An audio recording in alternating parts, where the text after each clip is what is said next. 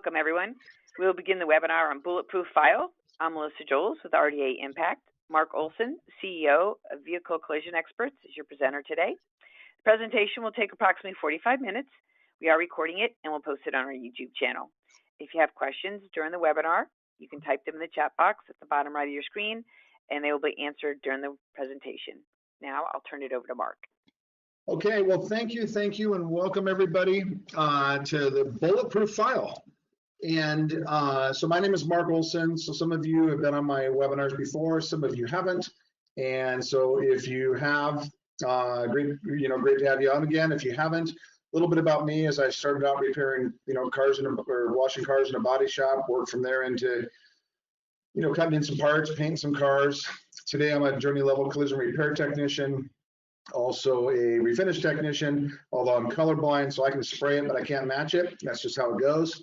And then I am a former shop owner in Seattle, owned on and off for about 10 years. I was a former Allstate adjuster for 1 year. In 1997, I founded a company called Future Forensics, in which we do automotive damage forensic investigations. And that company is largely the reason why I developed my first major company, which was Verifax Automotive. You might have heard of that one. I'm one of the original founders of that company, and divested from that company in 2016, and started VECO Experts. So I'm representing VECO Experts today, and this is all about working with you to make sure that when things go wrong, things don't really go as bad as they could. So we call it the Bulletproof File. And so there's our logo right there. And what we are at VECO is a little, selfish plug here. We are your partner in collision repair, and it's all about getting it right the first time.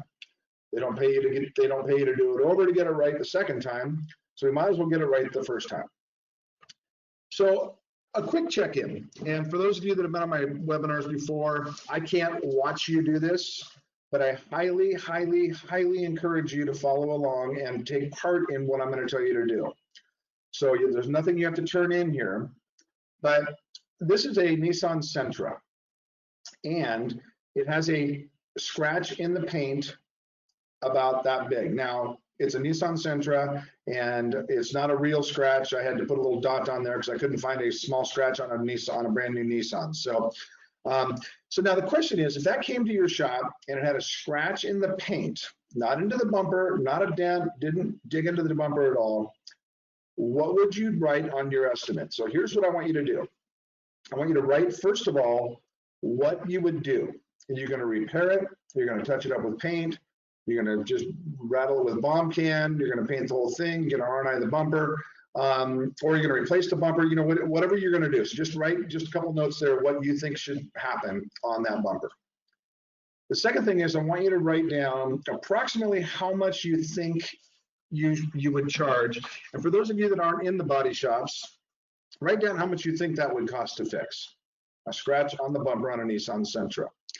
And then right below it, and this is the most important part, so if you haven't done any of what I just said to do, at least do this. Put your initials down like you're renting a car. So you wrote a couple notes and just put your initials like you actually are the one that did that. That'll become really important later. And if you don't do your initials now, you're going to wish you did when I get to further on in the presentation. And you're going to look at that and go, man, I wish I would have done that. So take my advice, just do it. So what you should have on a piece of paper or something else is generally the scope of what you would do, about how much you think, and then your initials. Okay, now I can't watch and see if you did it or not. I hope you did it. So here's the premise. You're going to get shot at. Just get that you're going to get shot at. Somebody, you're going to have a bad repair, something's going to go wrong, and they're going to hire somebody like me.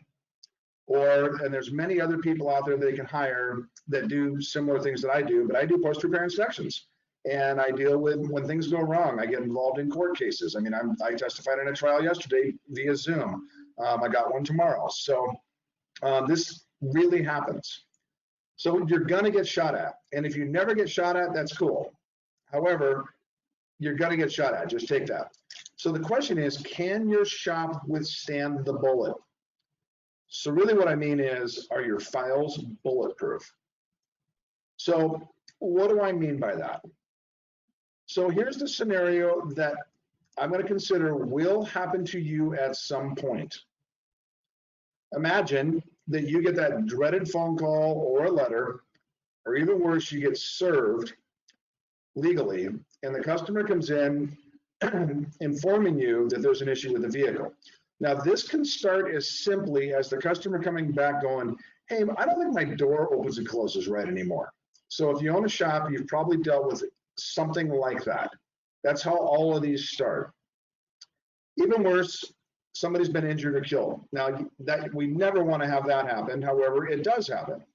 So, and when people get injured or killed, attorneys, what they do is they look for anybody they can to possibly sue. And I'll tell you some more stories about that later, like real world examples of what actually does happen. So what you say and do next can have a really, really big impact on the outcome. So if you take no other slide out of this presentation, if you do what I'm telling you to do on this slide, it's going to really help you anytime a customer comes in. So first of all, pull your file. Do not try and answer anything from memory. I'm going to say that again. Pull your file before you try and answer anything from memory. So there was a case in Texas, and many of you probably heard of it. It was where it was the Sebashans versus John Eagle Collision. And it's the infamous Honda Fit roof that didn't work. They glued it on. They should have welded it, blah, blah, blah, blah, blah. The guy got burned up, and the verdict was $43 million. Okay. But before you actually get to a jury, what normally happens is there's something called a deposition. And the deposition, if you've had the pleasure of having them done, you know what I'm talking about. And if you haven't, this is how it goes. They have you come in and they ask you all kinds of questions for hours. And whatever you say is under penalty of perjury. And what they're expecting is that whatever you say in the deposition is what you're going to say in court. And if you say something different in court than you said in your deposition, that means that you've actually misled the court or lied to the court, and you can be held liable for that under the penalty of perjury, which means you're in trouble. So it's a little more serious than just a recorded phone call. So the John Eagle Collision, there was the manager, his name was Boyce Willis. And all you have to do is just Google Boyce Willis, John Eagle Collision deposition. Just do that and read the deposition. And what you're going to be reading is how not to do a deposition. The case was over at the end of that deposition. Now, it went before a jury and got $43 million, but the case was overcooked after that deposition. Why?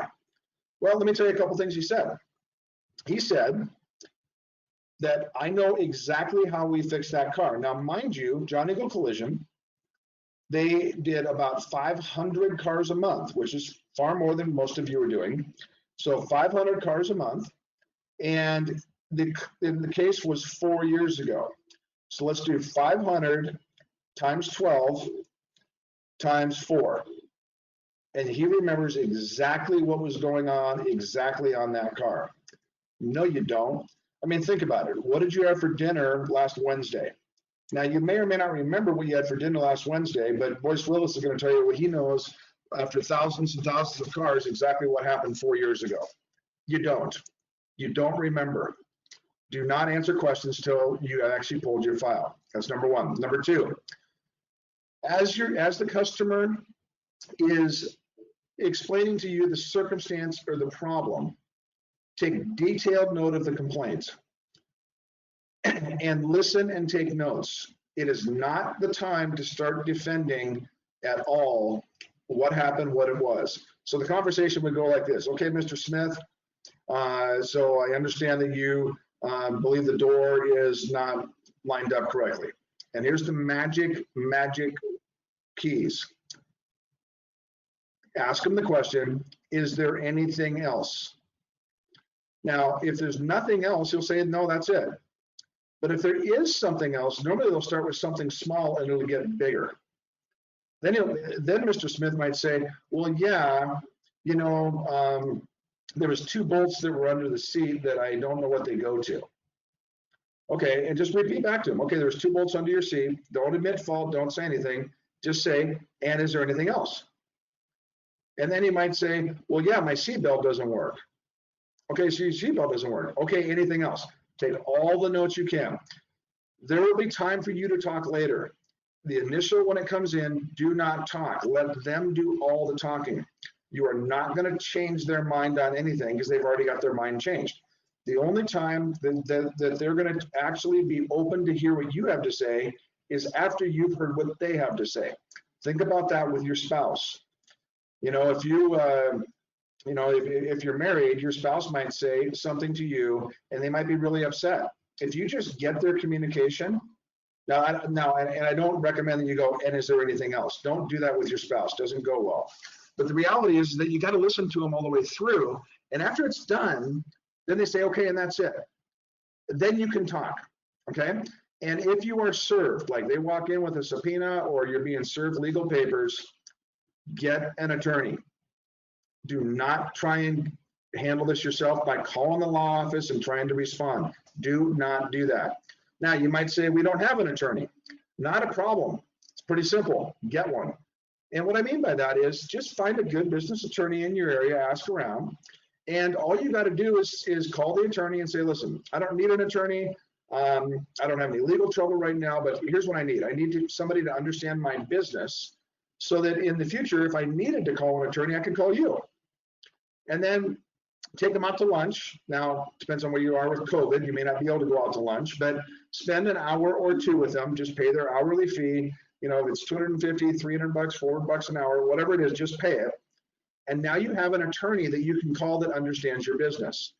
The time you don't want to be looking for an attorney that doesn't understand your business is when you're in trouble, because now you have to, it's hard to know who to call. Get it set up in advance, okay?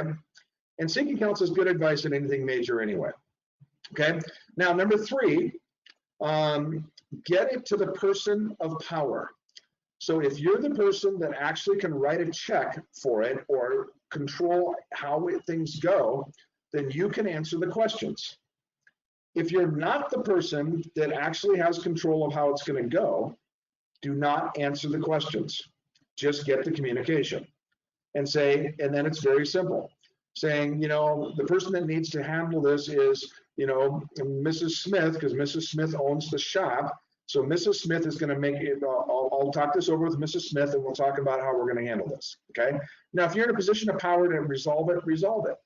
But if you're not, don't make promises that you're going to expect Mr. or Mrs. Smith to have to take care of, because sometimes they'll go, oh man, I wish you wouldn't have said that. But you're going to hold them as a representative of the company to something, okay? Now, if you're a shop owner, tell your employees exactly what I just said. Get the communication and then get it to you, because you're the one that can make the decision, okay?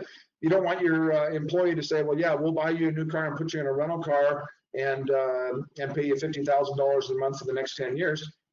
That can put you on the hook to something. Now, that's crazy, I know what I just said, but get it to the person of power. And then number 3, again, which it should have been 4, so that's my typo. If you can easily resolve it with a re-repair, do so. And you guys do this every day. Customer comes in, says my pinstripe's falling off a little bit here. You bring it back in, you take care of it. Just make sure that you've resolved every complaint they have, not just the one they told you. Ask them the question, is there anything else? And if they say there's nothing else, then you know.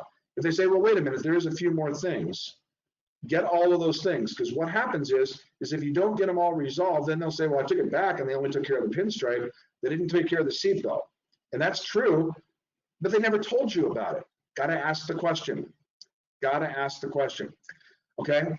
Now, even if you think you're okay, most calls that we get from shops that try to deny little things cause customers to hire experts that will find things.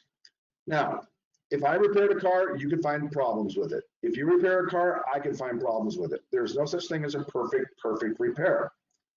So when this happens, you deny something small, there's a 99% chance you're going to buy the vehicle back. I'll give an example. So if you're in my post-repair inspection presentation I did, I think that was, Melissa, was that like September or something? I don't recall exactly what month it was, but Melissa. I think it was September. Was that September? Yeah. So go back and review that one. I know that, Melissa, you have it online, etc. But the reality is that there's a Honda that's in there. And what they denied was when the customer came to pick it up, she went to put her things in the back, and she lifted her lift gate up. And when she lifted her lift gate up, the shocks didn't hold it up very well. Now, the customer put it up in the air and left it up in the air, and then it slowly came down. Now, I talked to the customer. I said, when was the last time you did that? She goes, I don't think I ever have. I've never done that because I open it up, throw my groceries in, and close it. So probably not even related. But she went back to the shop anyway and said, I need my shock, which the shop had R&I'd, by the way, and a little, there's a net on a Honda CRV, and the little clip was supposed to be brown, and they put a black one on instead of a brown one because they had lost the brown one. So they said, we'll take care of the clip. We won't take care of the shock. She already had an attorney for the injury part of the claim. The attorney called us. I gave the shop one shot at fixing it. They didn't fix it. We brought it in, did a complete tear down. And I kind of go through that whole story in the last presentation. But can you imagine that you lose a DRP, you lose your business, you get hit with a personal CPA, consumer protection action in the state that you're in, and then depending on the state you're in, it can be treble damages all over a clip and a shock. That's real. That happened. And I go over that actually in the previous presentation. So again, if you can resolve it easily with a re-repair, do it. But make sure you're taking care of all their concerns. And even if you think you're okay, most calls we get are from shops trying to deny small things. That causes customers to hire experts, and we'll find things, and this means you're probably going to buy the car. That's just how it goes. Okay, so let's talk about having a bulletproof file. What kind of forms do you have? So you probably have an intake form. You probably have a quality control form. You have different forms that you have in your shop. Now, these can be either on paper or they can be electronic. The only place they can't be is in your head. Everything's got to be in writing somehow captured. And if you don't have forms, where can you get them? Well, one of the partners that we work with is PPG. We work with Axel Nobel. We work with a number of them. PPG has their MVP programs where they've got tons of forms. Axel's got tons of forms. If you're like, I don't want to use anybody else's forms, I just want a bunch of ideas, don't call me, Google it. Go to Google and put in body shop forms. And you will find, I think, 40,000 different variations of different forms that people have. Now, you're going to want to probably take the forms and customize them to your shop because different states have different laws on what you have to do. So it's easy to find forms. Go to your partners that you're already existing with. If you're a VECO shop, we can give you some. But what I say is just type in body shop forms and pick the ones that work for you. I'm not saying you have to buy them, just get the ideas. Now, one of the things that becomes very important is the authorization form. Now, at some point, many of you, I remember back in the days when I had my shop, the authorization form was all-encompassing and was about 3 sentences. That was back in the 90s. That's changed now. So first of all, you have to understand that your customer is your client, not the insurance company, unless, of course, the car in your shop says GEICO on the door or Progressive or whatever. If somebody insurance, they're your client. Otherwise, it is your client is the customer. Now, your authorization form might be a part of a check-in form, which is, prior damage, customer concerns, and all that, like the one on the right here. Or it might be a standalone form. Okay, it's got to comply with your state laws. So whatever your state laws say that you have to have on there, some say that you have to have them, they're owed an estimate in writing, blah, blah, blah, for anything over X amount of dollars. Just make sure you comply with your state law. Now, here's the other thing. Are you scanning? Now, I hope you say yes to that, but And if you don't say yes to that, you're going to have a really tough time with a bulletproof file because you're not following the proper way to fix the car. So say a 2019 Subaru comes in, you got to pre-scan it and you got to post-scan it. That's just what you have to do. And you also have to do inspections required after a collision and a bunch of things. Okay. Now, are you scanning? Now, what you're doing when you scan is you're plugging into the vehicle. And when you plug it into the vehicle, you're actually taking electronic data out of the vehicle. And the electronic data coming out of the vehicle is now it goes to a device that you've plugged into it. And in some cases, you actually use a third party. There's a few of them out there. The two big ones are AirPro and Aztec, where you actually send the information to them, or it's going over the internet and they're actually scanning it remotely. Do you have permission from your customer to scan that car and send anybody else their information? And so sometimes you actually take a scan report and you have a printout of it and everything looks good. And the insurance company says, hey, send me the scan report. Did you get permission from the customer? Now, here's something that happened. A customer got their car fixed at a shop, did a remote scan. And it wasn't Aztec or AirPro, it was another company.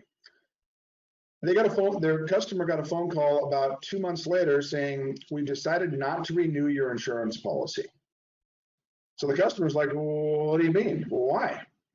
They said, well, we know that you erratically drive. And the customer's like, how do you know that? And they said, well, you had your car fixed and they scanned it and we got that information showing that you routinely speed and you brake hard and you go around corners too fast because of the inertia. So obviously now the customer is freaking out about the shop and the customer sued the shop. And so I got involved in it. And I go right back to, did you get permission to share that information? As simple as it sounds. Now, the other thing is you take their name, address, and phone number and CCC, Mitchell, Autotext, whatever it is, and you upload that to insurance companies. Do you have permission to do that? You need permission to do that. You're sharing the customer's information. If insurance company says, hey, send me a copy of your estimate and the pictures, don't do that without the customer's permission. Okay. Now, let's look at the state laws on signatures and authorization. So a car's towed in, is it okay by your state law that a customer calls and verbally says, yes, you can fix my car? You make a note of that. Now, sometimes they'll say it's okay to do a verbal over the phone, just date the time and who you talk to. But then when you actually see them, so the first time they come to the shop, they have to sign that they authorize that. Many times the shop will do a phone authorization. The customer comes in one time, and after they come in one time and they leave without signing that, they actually, in most states, can come back to your shop and take the car away and not pay anything. The reason why I know that so well is it happened to me. My brother's manager of one of his restaurants, I painted his car. I gave him a price over the phone. He said, go for it. He came by 3-4 times. No big deal. The day the car was done, he says, is my car done? I said, yep. He came in, took a look at it, says, nice job. He says, I'll be right back. I thought he was going to grab money. He actually came back with the sheriff and said, give me my keys. I never authorized this. Now, of course, he doesn't work for my brother anymore either, but that's what happened. And I had to give it to him. Legally, I didn't have an authorization to fix his car that met the state laws. And he knew that and he scammed me. So learned that one at a young age. That was a long time ago. Now, also, we're in the day and age now of electronics. So sometimes people, they'll sign it and they'll fax it, which is kind of old school. Sometimes they'll sign it, scan it, and email it. Sometimes there's other programs out there like DocuSign. But the question is, are those legal in your state? They are in some states and not other states. So make sure that the authorization, it could be electronic or facsimile, which is, like a copy, or it might have to be wet. And wet means a pen touches paper. Okay. So check that with your local laws. Now, is the person who authorized it? So think about it. So, Mr. Smith or Mrs. Smith tells their daughter, the son or daughter, hey, go drop off the car at the shop. So now the son or daughter signs it. Say the son or daughter is 16. Are they legally authorized to sign for a repair? Now, many of you are probably going, man, I never thought of this kind of stuff before. Well, and it doesn't matter until you get that dreaded phone call. So it may be like in California, if whoever signs that piece of paper is the one that you have a contract with. Now, the problem is the legal registered owner of the vehicle is not the person you have a contract with. So it can get really sticky that if the son or daughter signs it, somebody could actually come back to you and say, wait a minute, I didn't authorize them to sign that. They dropped off the car. I was on vacation. This actually happened in, I believe it was Florida, where the guy goes on vacation, kid wrecks the car, he brings it in, authorizes it. Dad comes in, says, I want my car. And they're like, well, you can't because there's the son signed it. He goes, I never authorized it, and he's under 18. Give me my car. And he walked away with it. So just some things to be thinking about there. So is the person who drops off the car authorized to sign? So you might want to have a form that, or an email or something with Mr. Smith or Mrs. Smith saying, yeah, Susie or Fred's going to drop the car off and I'm having to sign it. And sometimes, depending on your state, you may want to get a power of attorney for them to drop off with it. Okay. So then who do you contact about the additionals? Like we found more damage. Certain states say whoever signed it, that's who you call. So you can imagine, hey, you're calling Fred, the son of Mr. or Mrs. Smith, and you're getting things authorized. Like, man, it's not in my car. Quit calling me. I just dropped it off. But that's the law. Okay. And this varies state to state. Now, when you're done, are you going to test drive the car? Many times you are. Reset and ADAS systems and this and that. Do you have a waiver for that? Like you could actually drive the car on the roads. And then here's one of the other big ones. Vehicle or insurance. Does your garage keepers cover the car as it's being test driven? I invite you to look at your insurance policy. About half of them do and half of them don't. Let's say it again. Check your garage keeper's insurance that a vehicle that's being driven, test drive or otherwise, by one of your employees or you, is it covered under your garage keepers? Many people think, well, when they drop the car off, the policy that's on the car that is owned by the consumer actually is the coverage, and their policy might exclude that. So just something to look out for. Okay. So scanning authorization form, this is just an example. This is from Mike Anderson's website. It's out there. Here's the scanning thing saying, we're going to do this, we're going to transmit it, we're going to share it. Here's how we do it, blah, blah, blah. Do you want to do it, yes or no? And if they sign no, then they actually are telling you not to scan the car. And that's the kind of person you probably may not want to repair their car if they're that skittish, okay? So vehicle intake form. This is the big one. Now I invite you to go look at your forms, because the forms that you have, oftentimes what happens is you don't fill out every blank. So let's take this vehicle intake form here, for example. You got name, address, phone number, you've got the co-signer, you've got the car, prior damages, notes, you've got a VIN number. Are you filling in absolutely every one of those blanks every single time? And the answer to that question, with VECO, we're in shops all over the country every single month. We got one of our people walks in the shop every single month, and month after month, same shop. And we're looking at this because if you don't put a VIN number in there, then what else did you not do that's part of your protocol? So here's what we say. Whatever things are mandatory that everybody fill out on every single vehicle, leave that there. But if you're not going to fill out the VIN, which in my opinion, and this is up to you, that if you're not going to fill it in, and why would you? Just put your RO number that attaches to a VIN. It saves you time. And any blank that you're going to have there, you could put NA, but the problem is you can't put NA on a VIN number unless it's in the 50s, and it doesn't have it. So the reality is that these forms should be much shorter and have a lot less blanks. So if you're not going to fill it out completely, then get rid of the blank and only have the other ones there and make them mandatory. Okay. So now this one gets a little contentious. Adjuster, customer, inspectors sign in. So all adjusters, all customers, all inspectors, all people that are coming in to service your equipment, all those different things, or people that are coming into your shop need to sign in with a form that is a legal release of liability for injury. Also for video recording, photographic recording, and audio recording. Think about it. In your shop, you might have a video camera system. You certainly are taking pictures around your shop. You also may have audio recording. I can't speak to your shop specifically, but here's what I can tell you. You have hazards in your shop.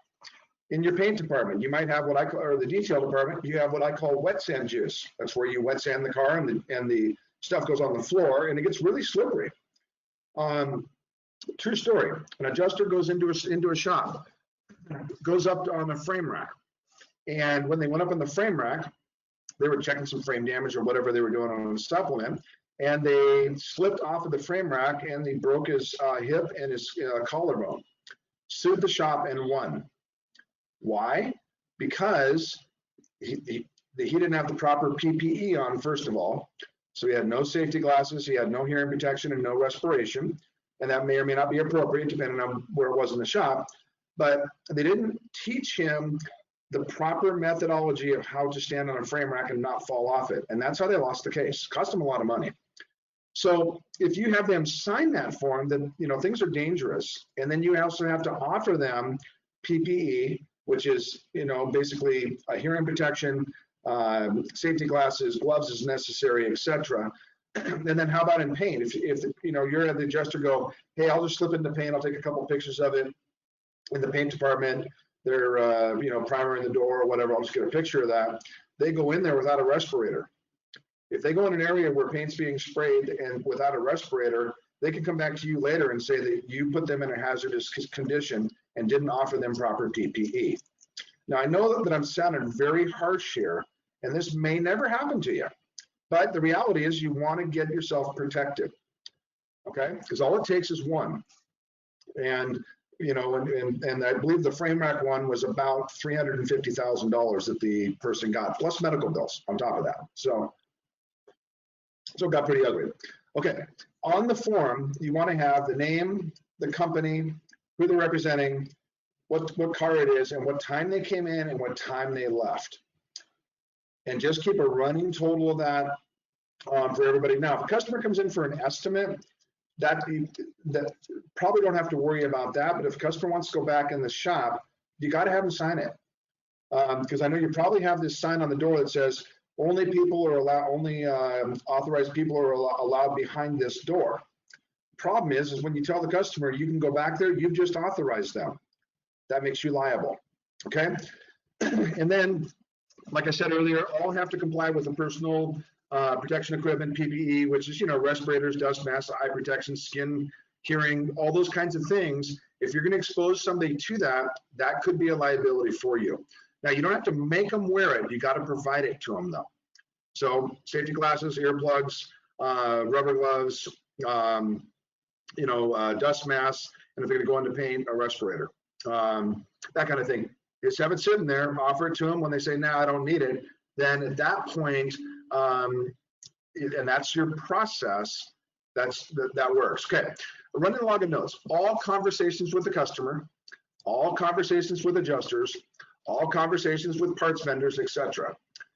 Now, if anybody on this call is a former insurance adjuster, you understand this. Every conversation, every time is date and time stamped. Now, this can be done in a log fashion. Now, many of the estimating management systems have a place to do this. Just use it. Or simply have a Word doc and just every time something happens, order the parts on the car. Shop, the dealer called back, said parts aren't coming in until next Tuesday. Mrs. Smith, forgot her garage door openers coming by at 3 o'clock. Just keep a running log of notes all the way through. So each entry must include the date, time, and preferably the person making the entry. So whoever had the conversation is the one that actually does it, and put your initials next to it. Okay, internal notes. This gets really important. All communications should be electronic or in writing. So when you're dealing with you walk back in the shop, and when you walk back in the shop, your body tech says, "Hey, I need 3 clips for the fender liner on that Nissan Sentra over there." Not a problem. Your first response should be, write it down. Do not do anything verbal. First of all, it makes your job easier, but now you have a track of that. So now you got a piece of paper or something electronic. A lot of people are using old cell phones, and they're using them where they have their own email accounts. They can send you a quick email. Some people are using their own cell phones for texting, although I don't recommend you do that. And the reason why I don't recommend you use a personal cell phone is because if you took pictures with it and you sent text with it, if something goes wrong, they might say to you, "We need the device that generated this text." So now they're going to go back to your body man and say, "We need your cell phone, give it to us, please, and any codes to unlock it." And you have to give it to them because they'll subpoena it. So many of you are going, "Wait a minute, my body tech probably doesn't want people going through his personal pictures." I don't blame you.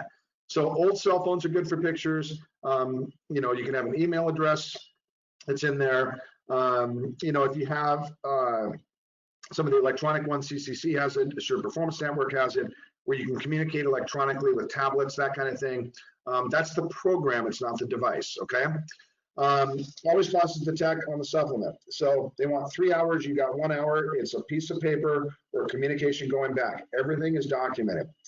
Parts arrival, back order stuff, and anything written needs to be in the file. Now, you can take a whole page of notes, take a picture of it, and now store that electronically. That's notes, that works, okay? Photos. Back in the old days, photos were expensive. Polaroids, $1 a shot. And I'm talking $1 a shot back in 1990, which $1 in 1990 was worth a lot more than it is today. Nowadays, you can take tons of photos, and it really doesn't cost you any money other than hard drive space. So take pictures of everything. When the car comes in, the entire car, the interior, all that, photos of the vehicle damage, photos of all around the car. Some shops are doing this with video. They're just walking around the car, talking about, pointing things out. That's their vehicle system, measuring systems on the car, after teardown, supplement damage measurements, initial and after each pull, like take a picture of the screen, the hookups, test welds, and destructive testing. So if you're putting a core support on a car, you're probably going to have 6 or 7 different test welds because there's different combinations of squeeze type weld and mag welding. So you're going to need a test weld for each one of those. Get a picture of those, get those in the file. Now, if number 7, what I just told you there, you're going, "Wait a minute, Mark, that's not how we do it." I'm telling you, that's how you should do it, because the OEM says that you have to do proper welds. American Welding Society standard says you have to do what proper welds. And if I get involved in one of your cases, or anybody does, they're going to say, "Give me your file." And if that stuff's not in there, we don't know that you tuned the welder up, you didn't follow the proper workmanlike, and you're probably going to lose. Okay.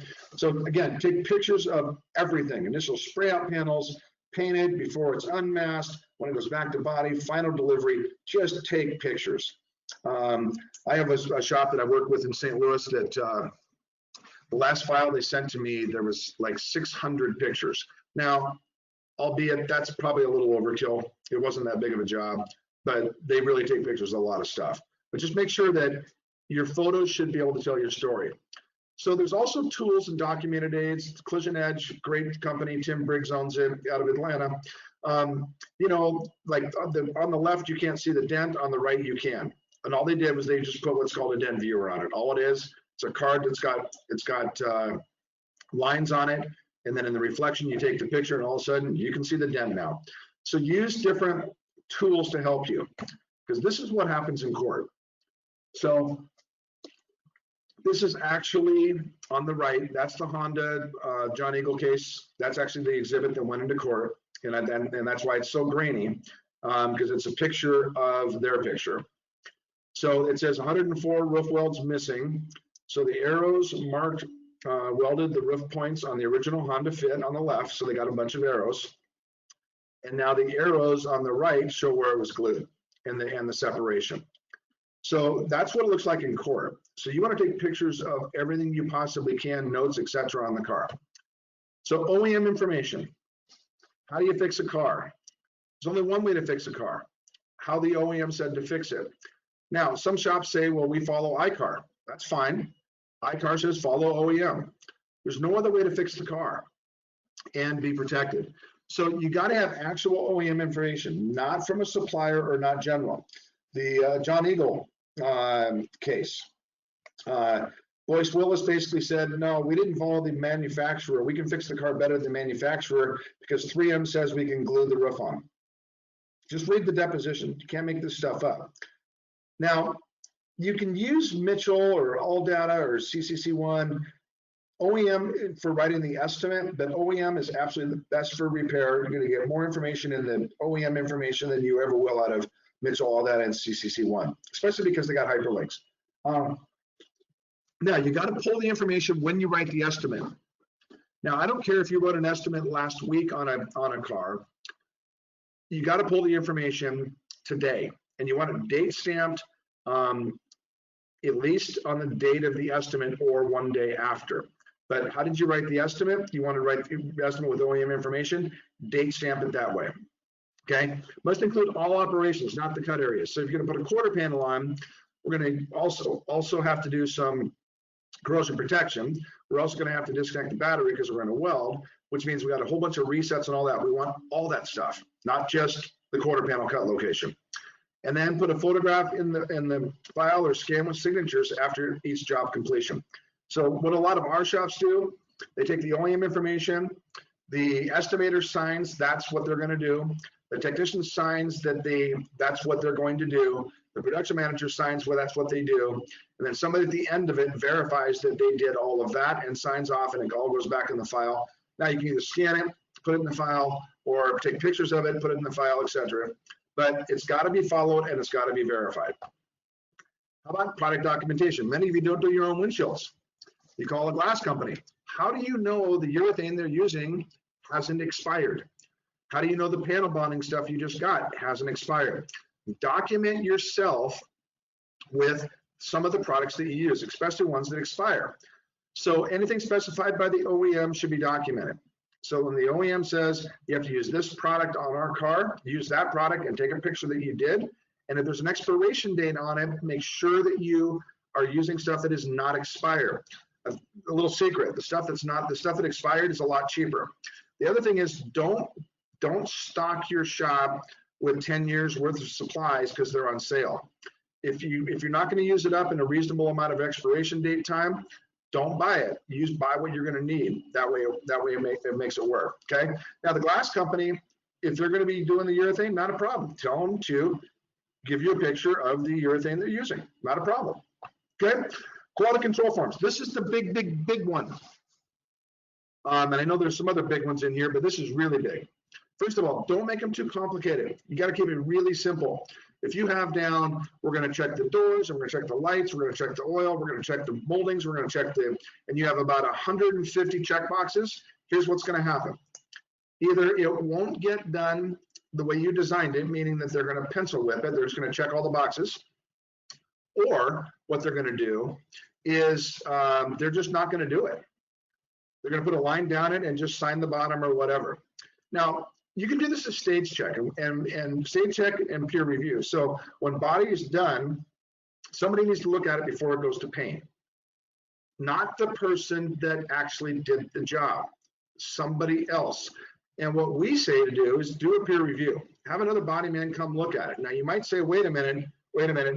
Body men don't like to be looked at by other body men. I got that. However, the best person to look at somebody else's job is a peer. Not an estimator, not the front desk person, somebody that understands the repair. Now, that takes a culture shift to be able to do that.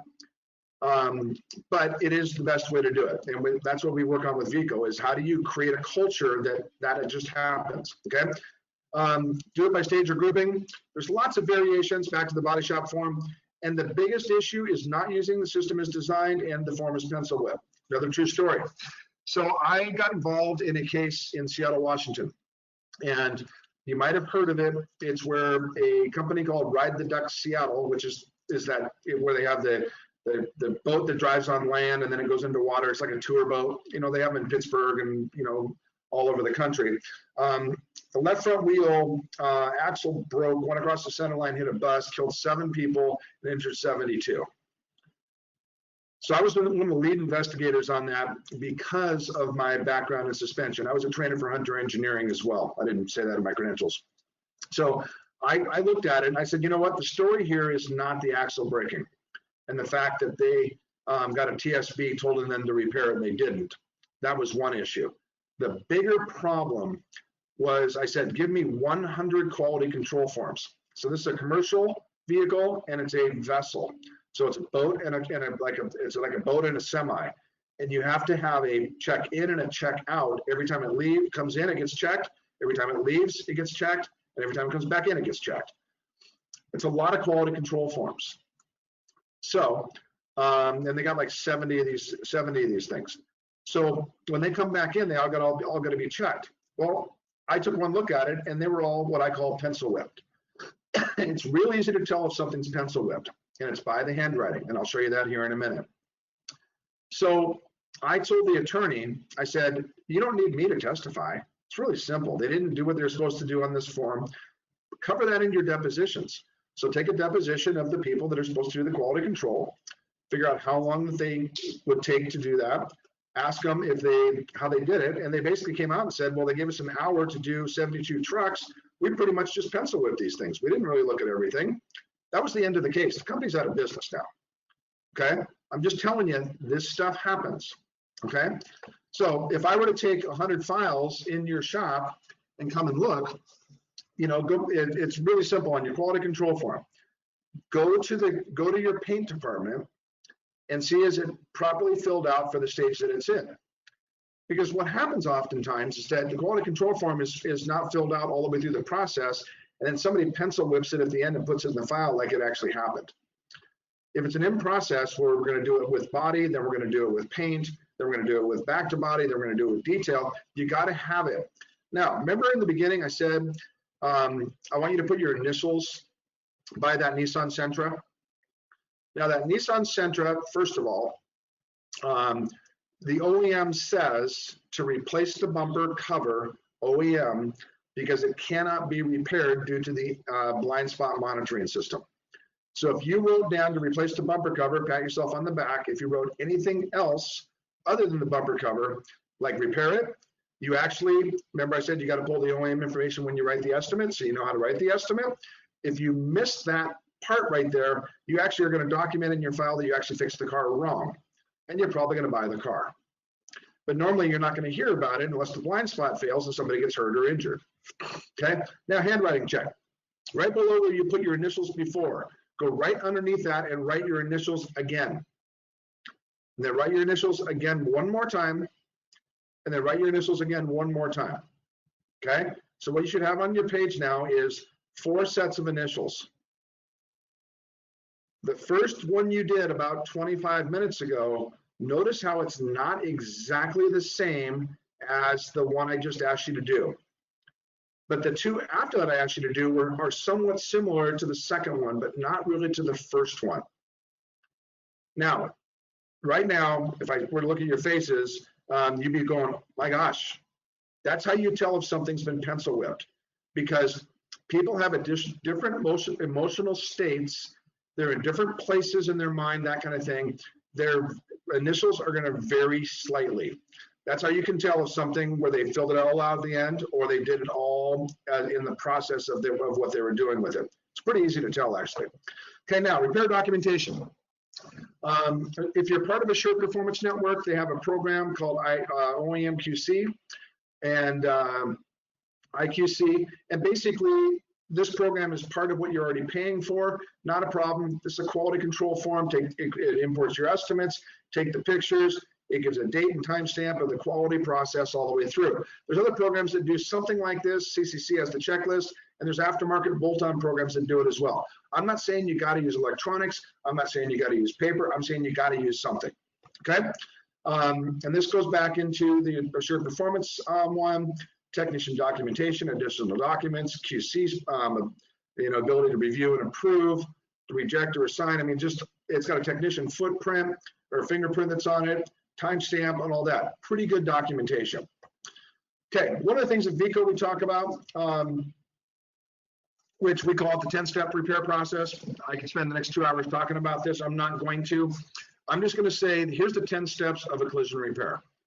Number 1, scan the vehicle, do the electronic check-in. You pull the procedures when you write the estimate. You actually give the structural procedures and all procedures to the technician that's doing it, and they follow it to a T. That's also your sublet people too. Then you do proper welds, which is also doing proper weld tests, proper corrosion protection. And I said in the last presentation in September, if you're not using 1 can of cavity wax per technician per week, you're not doing proper corrosion protection. That's not this class. That's a whole different class that we teach. But just suffice to say, you got to do proper corrosion protection. You got to properly use your quality control sheet. You got to properly do refinishing, of course, proper use of the intake SOP, and properly protect the vehicle. If you do all 10 of those things right on every single car going through your shop, you're going to start to become pretty bulletproof.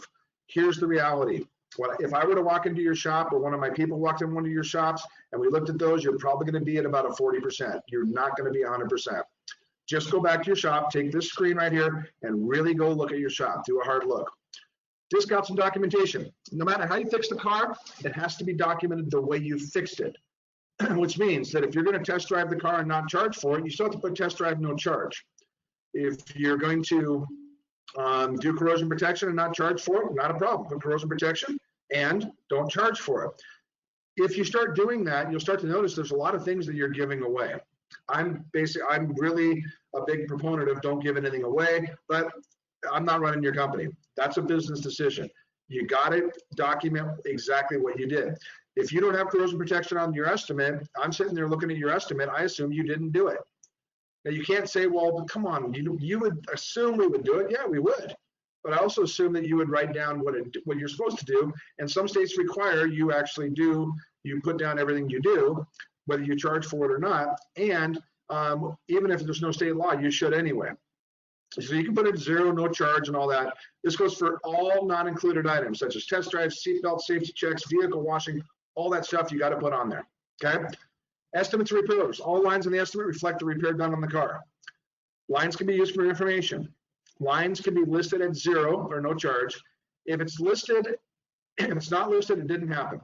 And I'm going to quote Rex Dunn out of Ohio. He's with Gerber now. He used to own True to Form. He said to me something really great. He said, the only difference between 2 repairs is what you choose to do for free. There's only one way to repair a vehicle. And I'm going to add now Mark Olson to that, which is the only way to repair a vehicle is following the OEM. And if you choose to do stuff for free, you can do that. What you can't not do is not do some of the repairs that are required to properly repair the car. So here's the ultimate goal in all this. Imagine that something did go wrong. And I'm running a little bit over here with the repair. And they call in somebody like me, Mike Anderson, Kristen Felder, Larry Montanez, or any other re-inspector. The first thing I'm going to ask you for is your file. And the file is all that I should need or we should need to know everything that took place on the car. Your file is your best defense in any legal situation. If your file is not complete, has been pencil whipped, don't have the right signatures, you will likely lose the battle. This could cost you a lot of money, your business, assets, and at a minimum, your mental health. And when I say mental health, I mean there's a shop in Indiana. I'm not going to tell you his name, but basically he had 6 shops.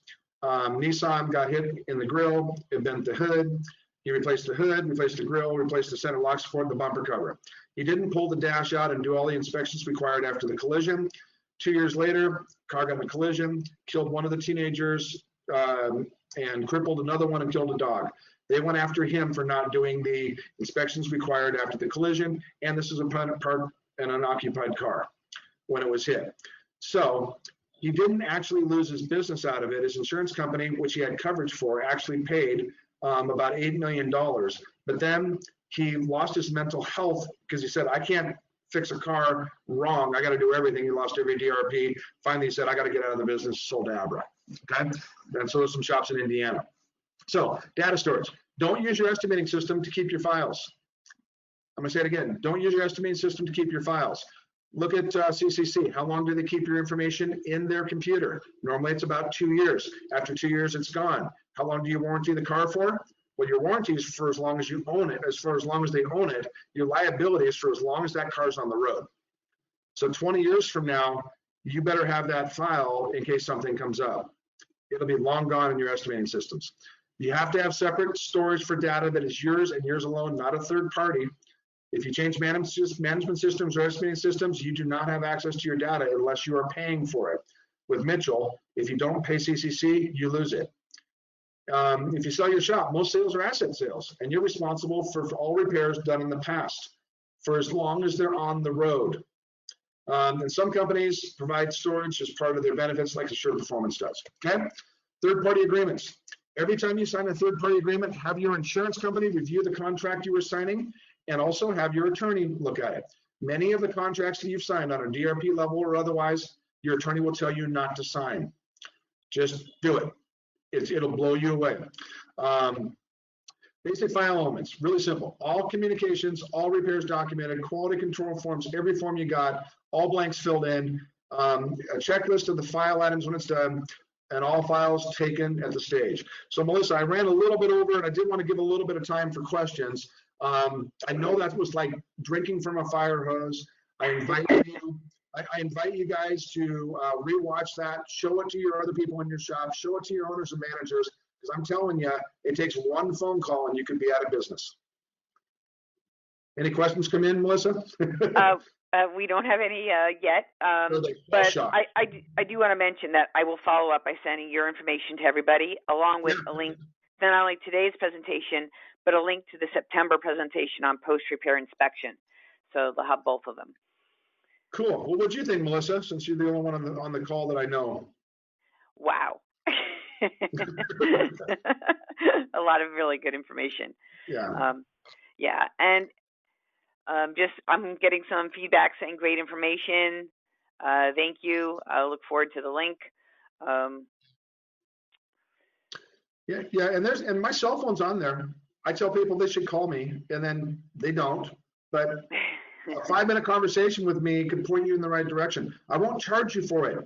Call me. Let me help you. You know.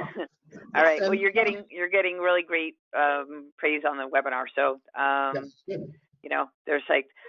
Also, I just want to say we'll look forward to bringing many more training opportunities in 2021. This is the last one for 2020. And, you know, be safe. Take care, everyone. Thank you so much, Mark, and everyone who attended today. Have a good rest of the year. Thank you, and happy holidays to everybody. Be safe. You know, hug your loved ones if you can, and if you can't, get on Zoom with your mom and dad if you can't be with them, and etc. You know, and all we have is family and holidays, and you know, let's commune. So thank you, RDA. Hopefully you'll have me back, and I didn't scare the heck out of you.